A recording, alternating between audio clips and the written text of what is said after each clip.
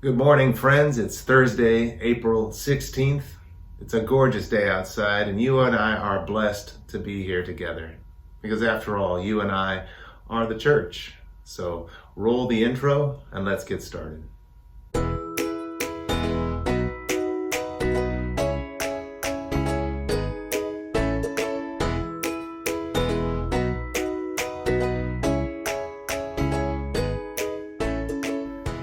Psalm 8 is a wonderful psalm, and when I took the Bible study that is called Disciple Bible Study years and years ago, and we were all together, one of the Bible study techniques that they had us work on was the simple technique of just memorization, of learning to recite. And while it's been many years and I still have to glance at it once in a while, this psalm has never really left me in its sentiments. I want to just read Psalm 8, verses 1 through 4. It says, O Lord, our sovereign, how majestic is your name in all the earth.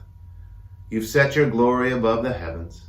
Out of the mouths of babes and infants, you have founded a bulwark because of your foes, to silence the enemy and the avenger. When I look at the heavens, at the work of your fingers, and the moon and the stars that you have established, what are human beings that you are mindful of them, and mortals that you care for them? On our coffee table at home, there's a book that a friend of mine, a gentleman that I met years and years ago and is a part of Lift Ministries for many years as a board of directors member. He really loves science. He really loves technology. And he presented Judy and me with a coffee table book that is just pictures from the Hubble telescope looking out into space. And I have to tell you, as I sat there and looked through these images, I was just absolutely overwhelmed at the beauty of them.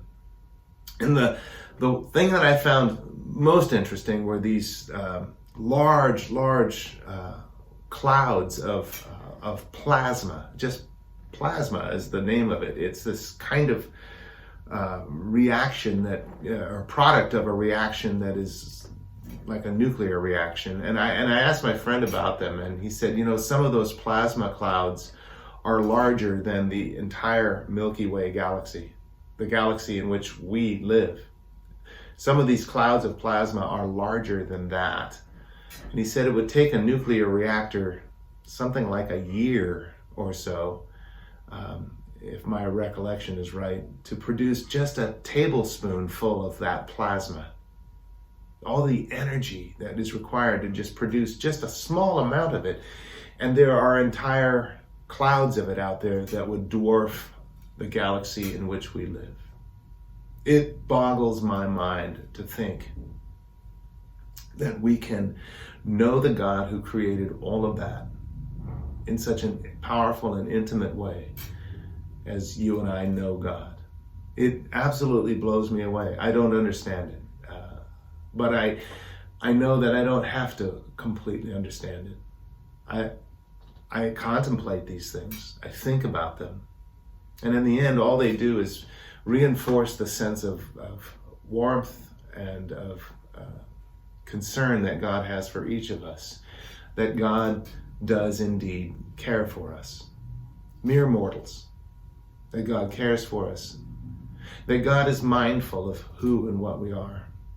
And it draws us back again and again to that theme that we keep repeating as we move through this coronavirus pandemic, which is that there is nothing really that can separate us from God, and more than that, that God is at work, not to cause these viruses to afflict us, but that God is at work in a mindful way to bring about good for those who love him and are called according to his purpose. God is caring for us. The God who puts these massive clouds of plasma, who spins the galaxies out into the universe, the God who caused creation to happen with such energy and force that all of these things were made, is also mindful of us, has set us to be stewards of the earth, and watches over us in a very powerful and intimate way. I hope that you're experiencing some of God's magnificence as you look at the world around you. But I also hope that you've been able to, in this time of quieting down, experience some of God's powerful intimacy in your life. And if you haven't, it might be time to quiet down just a little bit and just to sit in the presence of God and know that you don't have to accomplish anything, you don't have to achieve anything, you don't have to do anything other than to be who you are in order to be of sacred worth to God. That's the encouraging word for today. Why don't we have a prayer? God, we do thank you and praise you that you know us from the top of our head to the bottom of our feet. You know us completely. You have known us from before we were formed in our mother's womb. You watch over us and you care for us, and we are astounded by all that you do to provide for us. So this day, O Lord, as we give thanks to you for watching over us, we also pray for those who continue to struggle with illness, with uncertainty over jobs and economic situations. We ask, God, that our prayers, as we add them together, would be of benefit to those who need them most. We ask you, Lord, with the same care and concern that you give to each of us, to watch over the rest of your creation. Deliver us from this pandemic and restore to us the life that you would have us live. We ask these things in the name of Jesus Christ. Amen. Friends, I can't believe it's already Thursday this week. Tomorrow I'll be taking a Sabbath time. And Wayne Nash, who is one of the Stephen leaders that helps put together the Stephen ministry and has worked with our liturgists in the past and done so many other things for the church, Wayne is going to bring you a word tomorrow as part of the daily video. And I'll be back with you again on Saturday. But in the meantime, wash your hands, read a psalm, tell somebody today that you love them. And I'll see you next time.